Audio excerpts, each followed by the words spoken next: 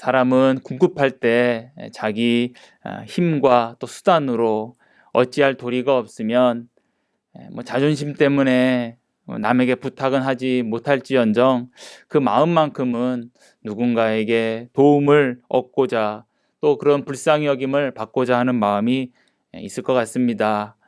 욥기 19편 21절 보면 욥은 환난을 겪었을 때 이런 말을 합니다. 나의 친구야, 너희는 나를 불쌍히 여겨다오, 나를 불쌍히 여겨다오 라고 했지만 우리가 알다시피 그 친구들로부터 어떤 위로도 받지 못했습니다.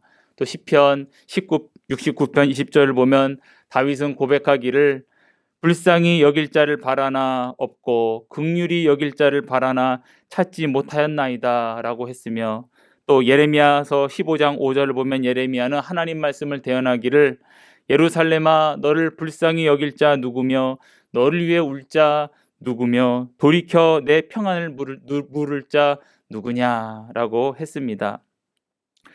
이처럼 사람에게 소망을 두는 것만큼 위태로운 일도 없고 또 허망한 일도 실망스러운 일도 없을 것입니다.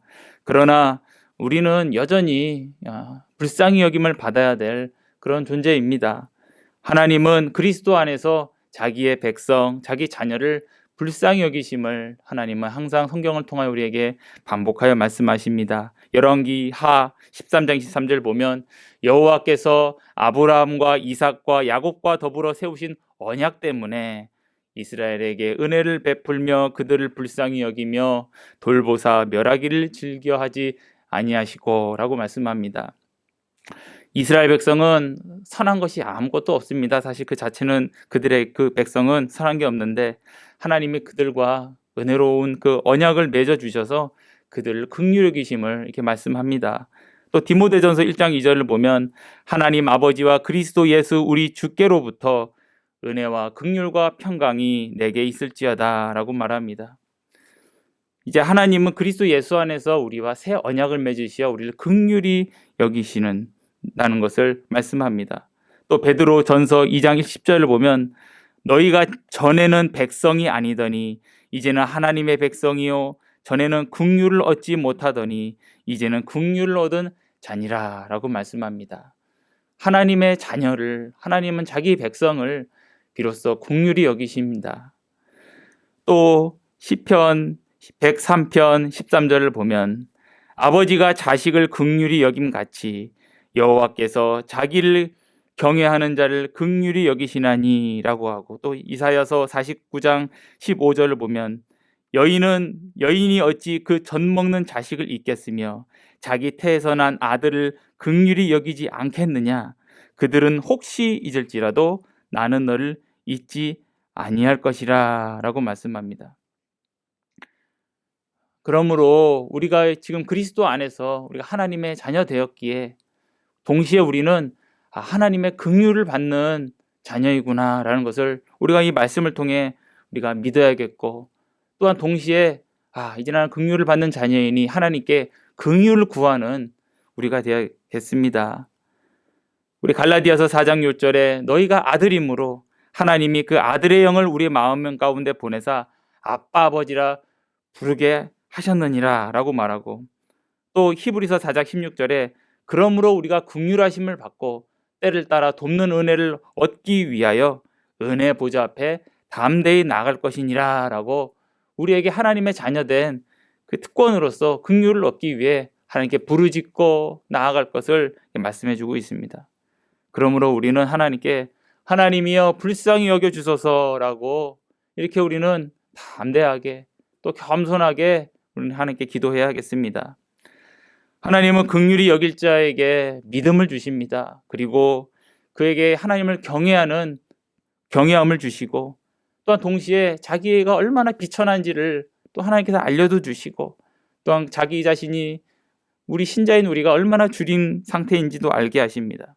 그러면서 하나님은 우리를 구하게 하셔서 우리의 그 비천함에서 높여주시고 그 굶주림 우리에게 좋은 것으로 우리를 채워주십니다. 이렇게 하나님은 자기의 영광을 자기 백성에게 나타내시고 하나님은 찬양을 받으십니다.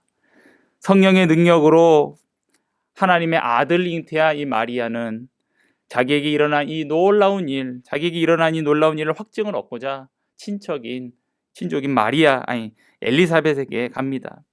엘리사벳은 하나님의 은혜로 나이가 많았지만 세례 요한을 잉태했고 이것을 천사가 알려주었기 때문에 그렇습니다. 그래서 엘리사벳을 만나자 엘리사벳은 하나님의 성령에 충만해서 하나님의 말씀을 마리아에게 대언을 했습니다. 뭐라고 했냐면 마리아에게 내 주의 어머니라는 그런 호칭을 불렀습니다. 그러니까 마리아의 태중의 아이로 말미암아 또 마리아가 복되다라고 이렇게 말했습니다. 하나님으로부터 이 축복의 말씀을 들은 이 마리아는 하나님의 은혜에 대한 그 믿음이 그 엘리사벳을 만남으로써 더 크게 확정이 됨으로써 아주 큰 기쁨을 지금 누리며 하나님을 이제 찬양하게 됩니다. 그 찬양의 내용이 오늘 우리가 읽은 본문 말씀인 46절에서 55절에 소개되어 있습니다. 이 찬양은 크게 세 부분으로 생각할 수가 있습니다. 먼저 46절에서 48절은 하나님이 이 마리아에게, 그 개인 마리아에게 그를 긍휼히 여겨 주셨음을 찬양하는 그런 내용이고요.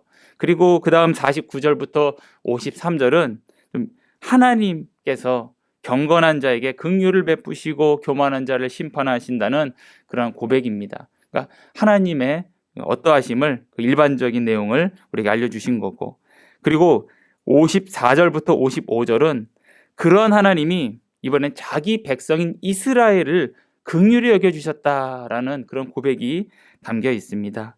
이처럼 이 전체 이 찬양의 내용에는 하나님이 긍휼히 여기시는 하나님이 좀 일관되게 고백된다고 보여집니다. 46절 47절에 마리아가 이르되 내 영혼이 주를 찬양하며 내 마음이 하나님 내 구주를 기뻐하였음은 이라고 합니다. 마리아가 하나님을 찬양하고 기뻐하는 근본적인 이유는 오늘 보면은 하나님을 내 구주라고 부르는 사실에 있습니다. 하나님이 내 구주입니다. 사람의 근본 관심은 아마 생명에 있을 것입니다. 자기 생명에 관심 없는 사람은 없습니다. 그래서 내 생명의 구주를 알기 전에는 사람에게는 아주 뿌리 깊은 불안이 있고 염려가 있습니다. 하지만 하나님 말씀을 통해 하나님이 나의 생명의 구주이시라는 사실을, 그리고 그분이 영원한 구원의 근원이 되신다는 것을 믿게 되면 그때서야 이 사람의 영혼은 깊은 곳에서부터 온전한 그 기쁨이 솟아나고 그리고 안식이 비로소 그 영혼에게 자리 잡히게 됩니다. 그리고 그때서야 비로소 그 영혼이 하나님께 감사로 제사를 드릴 수 있게 됩니다. 오늘 마리아가 그러합니다. 오늘 마리아는 이 하나님을 나의 구주라고 이렇게 부르면서 큰 기쁨을 지금 찬양을 하는데, 더 나아가 이 마리아가 이렇게 하나님을 기뻐하거나 찬양하는 이유가 또 고백이 됩니다. 그것은 바로 하나님이 그 마리아의 비천함을 돌아보신 사실입니다. 48절에 그 여종의 비천함을 돌보셨음이라 라고 합니다. 마리아는 자신의 비천함을 알고 있었습니다. 사람에게는 짐승과는 다르게 이 비천과 존귀라는 이런 개념이 있습니다. 다른 말로 하면 영예 또는 수치, 이런 개념이 사람에게 있습니다. 좀 속된 말로 참 짐승처럼 사는 사람일지라도 자기 나름대로는 챙기고 싶은 명예가 있고 또 피하고 싶은 수치가 있습니다. 왜 그렇습니까? 바로 사람은 하나님의 형상이기 때문에 그러합니다. 하나님의 형상인 사람은 원래는 존귀한 존재이고 원래는 아주 영예로운 존재입니다. 하나님의 형상이기 때문에 그렇습니다. 그런데 범죄하고 타락하여 그 후에는 하나님이 주신 이 존귀를 잃어버렸고 하나님이 주신 그 영예를 잃어버려서 아주 수치스러운 존재가 되었습니다. 그래서 인간의 이 근본적인 이 비천함, 이 근본적인 이 수치는 바로 그가 죄인이라는 그 사실에 있습니다. 그래서 구주이신 하나님에게서 그 죄인이 비로소 죄사함 받고 그리고 하나님의 자녀가 되면 바로 그 근본적인 수치와 비천에서 떠나 하나님의 자녀가 되는 이 권세를 얻게 됩니다. 마리아는 자기의 태에 잉태한 그 구주의 은혜로 마리아는 죄사함을 받았고, 그리고 하나님의 딸이라는 이 권세를 얻어 자기의 그 근본적인 그 비천함을 벗어나게 되었습니다. 그리고 더 나아가 그 하나님의 은혜로 말미암아 마리아는 그 비천함에도 하나님의 아들을, 그 하나님의 아들을 자기의 태에 잉태하는 이 구세주의 어머니가 되는 이 긍휼의 그릇으로서 쓰임 받는 이 영예를 누리게 된 것입니다. 그래서 마리아는 보라, 이제 후로는 만세의 날을 복이 있다 일컬으리로다라고 고백하는데, 이것은 어떻게 얼뜻 보면 마리아가 자기 자랑을 하는 것처럼 보일 수도 있지만 사실은 그것이 아니라 마리아는 지금 자기 자신을 하나님을 찬양할 하나의 예증으로서 드러내는 것입니다. 하나님이 자기에게 행하신 이 크고 놀라운 일이 만세에 기억되며 그래서 하나님이 찬양받아야 될 것임을 말하는 것입니다. 이처럼 마리아는 비천한 자기에게 베푸신 이 하나님의 은혜에 대해 크게 지금 확신하고, 그리고 오직 하나님만을 지금 찬양하고 있습니다. 그러므로 우리도 바로 하나님의 은혜를 받은 그들을 칭송할 것이 아니라 바로 그 은혜를 베푸신 하나님을 찬송하는 우리가 되어야 마땅하겠습니다.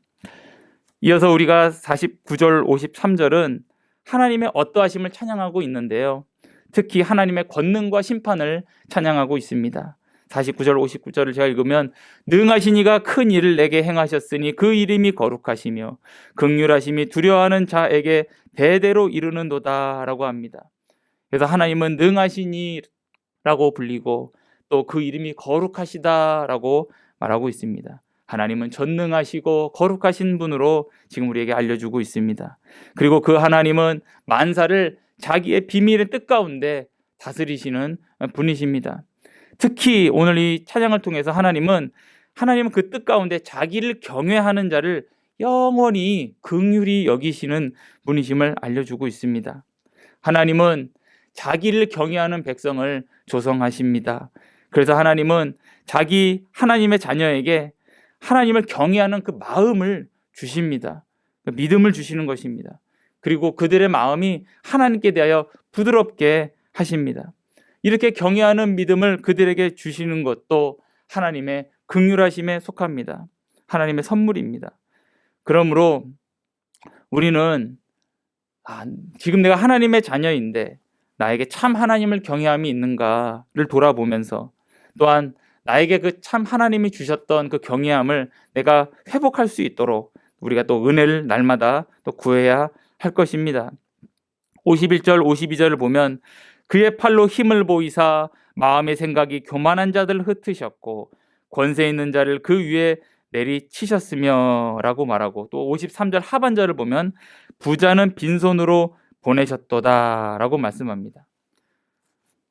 이렇게 자기를 경외하는 자를 긍휼히 여기시는 이 하나님이 모든 것을 다스리시는데, 오늘 그 하나님께서 이 세상을 굽어 살피시면서 자기는 긍휼이 필요 없다, 나는 긍휼이 필요 없다라고 생각하는 이 교만한 이들, 그래서 하나님을 영화롭게 하지 않는 이들을 하나님이 흩으신다라고 말씀합니다.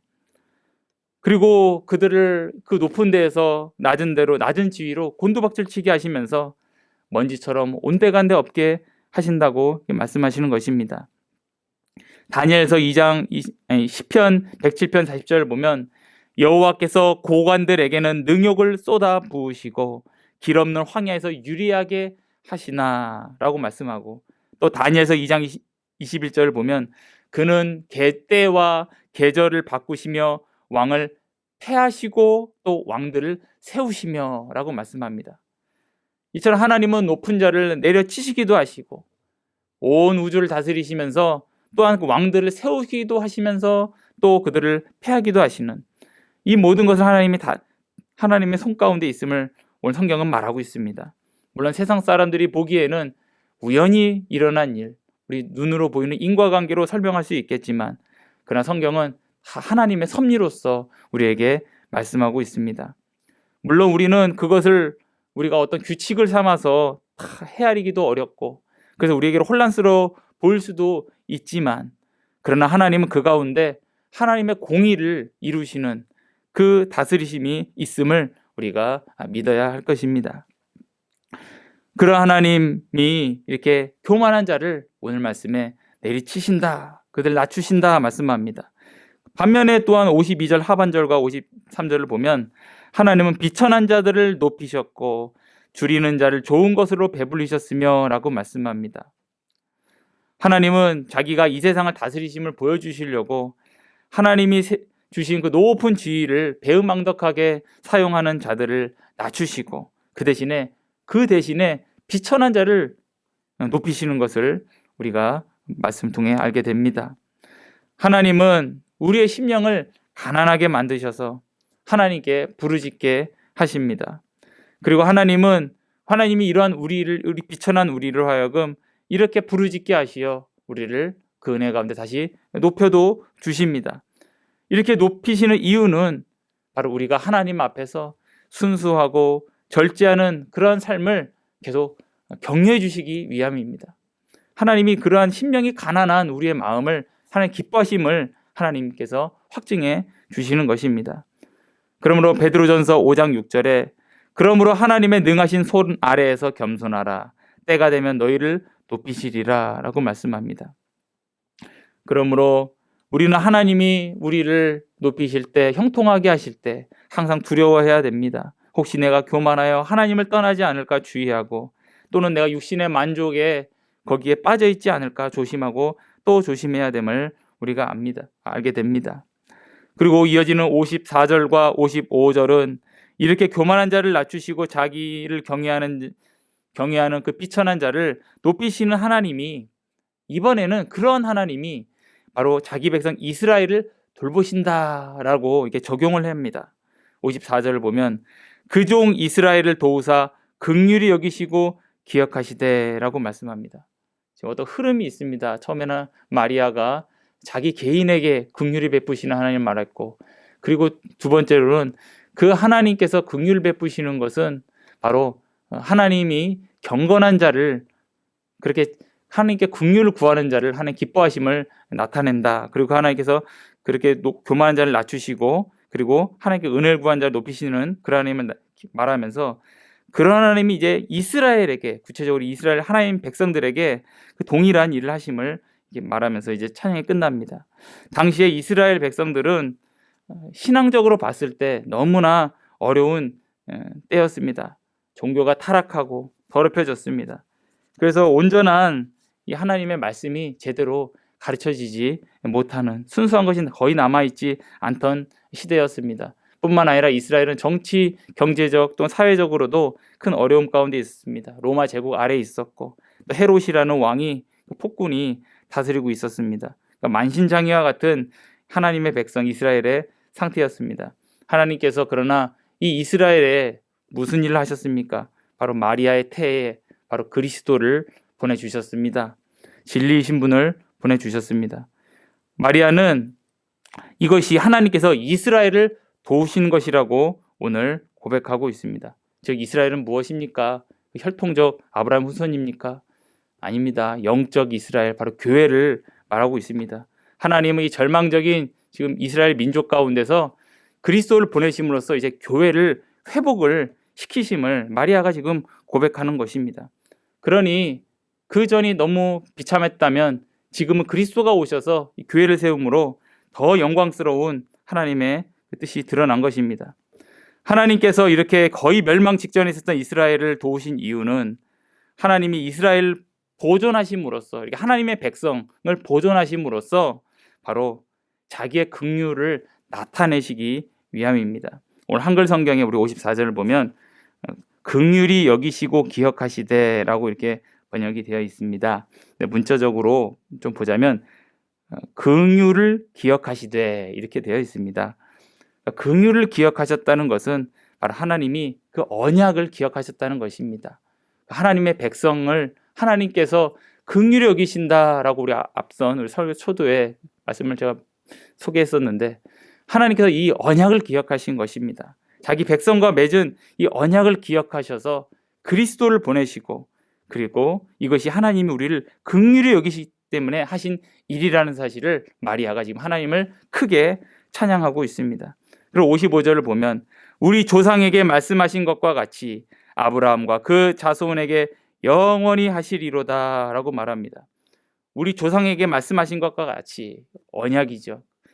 아브라함, 이삭, 야곱 이어지는 그 언약입니다. 그 언약에 따라 하나님이 아브라함과 그 자손에게, 그 자손은 누굽니까? 영적인 자손입니다. 바로 우리를 가리킵니다.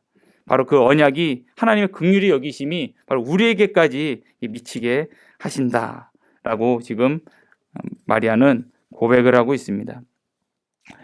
하나님이 조상들에게 맺으신 그 언약의 능력과 결과는 바로 우리에게까지, 영적인 이스라엘인 우리에게까지 지금 미치고 있습니다.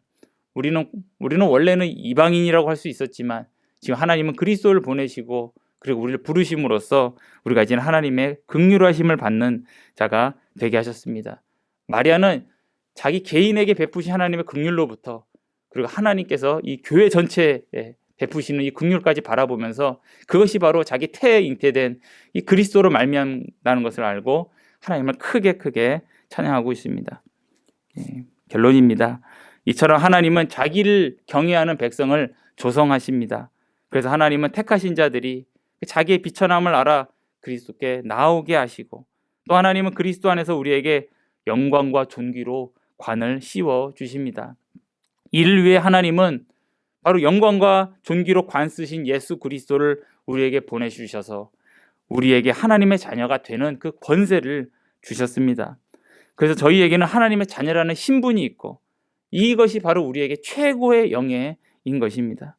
그래서 하나님을 경외함으로 이 영예를 우리가 또한 스스로 귀하게 여기고 지키면서 또 하나님의 긍휼하심을 구하고 받는 우리 모두가 되기를 이 성탄을 맞이하여 바랍니다. 기도하셨습니다. 거룩하고 자비로우신 하나님 아버지, 하나님께서 그리스도 안에서 저희를 긍휼히 여기시어 저희에게 아주 존귀한 하나님의 자녀라는 그 권세를 주심을 감사드립니다.